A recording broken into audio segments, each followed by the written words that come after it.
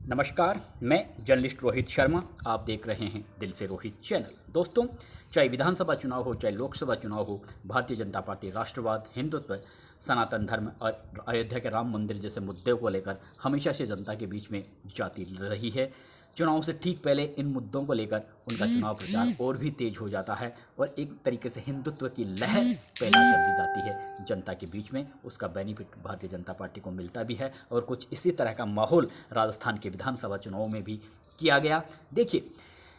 राजस्थान में सनातन धर्म का मामला भारतीय जनता पार्टी के नेताओं की ओर से इस बार ज़बरदस्त तरीके से उठाया गया, क्योंकि कुछ घटनाएं ऐसी हो गई थी जिसके बाद में भारतीय जनता पार्टी के नेताओं को मौका मिल गया। चाहे वो उदयपुर के कन्हैयालाल हत्याकांड का जिक्र हो या फिर रामगंज में, जयपुर के रामगंज में जिस तरह से झगड़े के बाद में एक संप्रदाय विशेष व्यक्ति की मौत हो जाती है और उसके बाद में मृतक के परिजनों को प्रदेश की गहलोत सरकार की ओर से एक बहुत बड़ा पैकेज दिया जाता है। इस पैकेज के विरोध में भारतीय जनता पार्टी ने बड़ी चौपट पर एक सभा का आयोजन भी किया था और उस सभा में भारतीय जनता पार्टी के नेताओं ने आरोप लगाया था कि इस तरह के मामलों में जब किसी हिंदू परिवार के व्यक्ति की मौत हुई है, पिछले 5 सालों में कई सैकड़ों की तादाद में हिंदू परिवार के व्यक्तियों की मौत हुई है, मर्डर हुए हैं, तो फिर हिंदू परिवारों के व्यक्ति मृतक के परिजनों को इस तरह का बड़ा पैकेज प्रदेश की कांग्रेस पार्टी की सरकार ने क्यों नहीं दिया। और रामगंज में जब एक मुस्लिम व्यक्ति की इस तरह के मामलों में मौत हो जाती है तो फिर रामगंज में मृतक के परिजनों को इतना बड़ा पैकेज क्यों दिया गया। तो इस तरह के मामलों का जिक्र करके भारतीय जनता पार्टी के नेता ये बताने का प्रयास करते हैं कि राजस्थान में सनातन धर्म खतरे में है, हिंदुओं पर एक तरीके से हिंदुओं की रक्षा खतरे में पड़ गई है। इसलिए पिछले 5 साल की घटनाओं का जिक्र करके भारतीय जनता पार्टी के नेता उन्होंने ये प्रयास किया बताने का कि अगर सनातन धर्म को जिंदा रखना है, अगर हिंदुओं की रक्षा करनी है तो आपको भारतीय जनता पार्टी को सपोर्ट करना ही होगा। इस तरह का माहौल भारतीय जनता पार्टी के नेताओं की ओर से जयपुर में क्रिएट किया गया, पूरे राजस्थान भर में क्रिएट किया गया। तो इस तरह का माहौल जो पैदा किया गया भारतीय जनता पार्टी की ओर से, जो नया वातावरण बनाया गया, उससे कहीं ना कहीं कांग्रेस पार्टी के जो नेता हैं उन्हें भी थोड़ी बेचैनी हुई। खासतौर से जो कांग्रेस पार्टी के जो प्रत्याशी हैं उनकी दिल की धड़कनें काफ़ी बढ़ गई। उन्हें एक ये बड़ी चुनौती के रूप में वो इस तरह के भारतीय जनता पार्टी के नेताओं के भाषण को काफ़ी चुनौतीपूर्ण उन्होंने तरीके से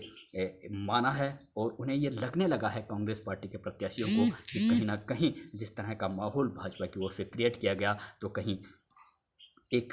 जो हिंदू वोट बैंक जो अब तक कांग्रेस पार्टी से जुड़ा हुआ है, कहीं वो छिटक कर भाजपा के अकाउंट में ना चला जाए। इसीलिए कांग्रेस पार्टी की जो तमाम प्रत्याशी हैं, मैं जयपुर का जिक्र कर रहा हूं, चाहे वो विद्याधर नगर से सीताराम अग्रवाल हो, चाहे सिविल लाइन से प्रताप सिंह खचरियावास हो, चाहे मालवीय नगर से अर्चना शर्मा हो, चाहे आमेर से प्रशांत शर्मा हो और चाहे सांगानेर से पुष्पेंद्र भारद्वाज हो, ये तमाम जो कांग्रेस पार्टी के जो प्रत्याशी हैं वे जनता के बीच में जाते हैं और उन्हें ये समझाने का प्रयास करते हैं कि हम भी आपकी जैसे हिंदू हैं, हम भी आपकी जैसे मंदिरों में जाते हैं, अब से नहीं बल्कि हमारी पीढ़ियां हम हिंदू परिवारों से ही है, तो फिर क्या हम हिंदू नहीं हैं? क्या हिंदुओं का ठेका भारतीय जनता पार्टी नहीं लिया हुआ है? तो ये तमाम तरह का हालांकि विश्वास पैदा करने की कोशिश की गई कांग्रेस पार्टी के प्रत्याशियों की ओर से। सीताराम अग्रवाल जो विद्याधर नगर से कैंडिडेट है कांग्रेस पार्टी के, वे तो बाकायदा हनुमान जी की गदा लेकर जयपुर की सड़कों पर नजर आए और उन्होंने बताने का प्रयास किया कि मुझसे बड़ा राम भक्त कौन हो सकता है। तो ठीक इसी तरह से सांगानेर में पुष्पेंद्र भारद्वाज की अगर गतिविधियों को देखें, पिछले 5 साल की उनकी गतिविधियों को देखें तो साफ नज़र आ जाता है कि जयपुर में उनसे बड़ा हिंदू कोई है ही नहीं, क्योंकि जिस तरह से उन्हें साधु संतों का बड़े कई बार कई मौक़ों पर पिछले 5 साल में हर साल वे उन्होंने दर्जनों कार्यक्रम करवाए हैं, यज्ञ करवाए हैं, अनुष्ठान करवाए हैं, साधु संतों का सम्मान किया है, साधुओं का भोज किया है, तमाम तरह के धार्मिक कार्यक्रमों को बड़े लेवल पर धार्मिक कार्यक्रमों का आयोजन करवाया, हजारों की तादाद में एक जीवन भी हुआ। तो ये जो सारे कार्यक्रम हुए, इसके बावजूद उन्होंने सैकड़ों की तादाद में चारे से भरे ट्रक गौशालाओं में पहुंचाए हैं। तो इन तमाम तथ्यों को देखते हुए साफ दिख जाता है कि पुष्पेंद्र भारद्वाज से बढ़कर हिंदू तो कोई है ही नहीं। और जिस तरह से वे ब्राह्मण समुदाय से ताल्लुक़ रखते हैं और जिस तरह से उनके ललाट पर एक तिलक हमेशा नज़र आता है, तो साफ जाहिर है कि वे भी घर पर पूजा पाठ करके ही घर से बाहर निकलते होंगे, जिस तरह से उनके ललाट पर हमेशा पूजा का तिलक रहता है। और ये अब से नहीं है बल्कि वे राजस्थान विश्वविद्यालय छात्र संघ के अध्यक्ष अध्यक्ष थे, अध्यक्ष पद पर थे या छात्र राजनीति किया करते थे, उस समय भी उनके ललाट पर ये तिलक जरूर नज़र आता था। तो पुष्पेंद्र भारद्वाज ने ये पिछले 5 साल में जो उनके कार्यक्रम रहे, धार्मिक बड़े लेवल पर कार्यक्रम थे, उनसे ये अपने आप ही ये सिद्ध हो गया कि वे भी हिंदुओं में एक तरीके से अगर देखा जाए तो वे भारतीय जनता पार्टी से बढ़कर उन्होंने खुद को अपने आप को हिंदू साबित करने का प्रयास किया। वैसे भी वे जानते थे कि जब 2018 में उन्होंने विधानसभा चुनाव हारा था और सांगानेर में मुस्लिम मतदाताओं की संख्या कम है, हिंदू मतदाताओं की संख्या ज़्यादा है, इसलिए उन्हें ये पता था कि 2023 के चुनाव में भारतीय जनता पार्टी सनातन धर्म और हिंदुत्व और हिंदू का मामला जोर शोर से उठा सकती है। तो हो सकता है उन्होंने पहले ही भारतीय जनता पार्टी के इस तोड़ को कमज़ोर करने के लिए, इस तोड़ की काट करने के लिए उन्होंने व्यापक पैमाने पर पूरे 5 साल तक बड़े बड़े धार्मिक कार्यक्रम करवाए और साधु संतों को एक तरीके से साधु संतों का समागम और साधु संतों को उन्होंने अपने से बांधे रखा और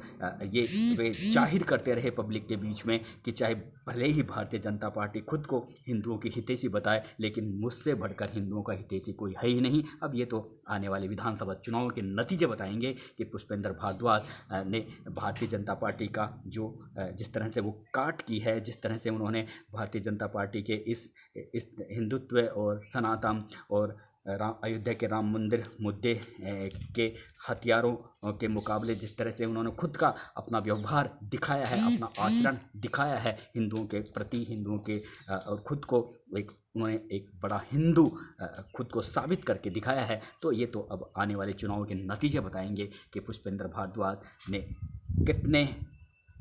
हिंदुओं का समर्थन हासिल करने में वे कितना कामयाब हुए। वैसे वे सांगानेर में काफ़ी लोकप्रिय हैं अपने विकास कामों को लेकर। नमस्कार दोस्तों।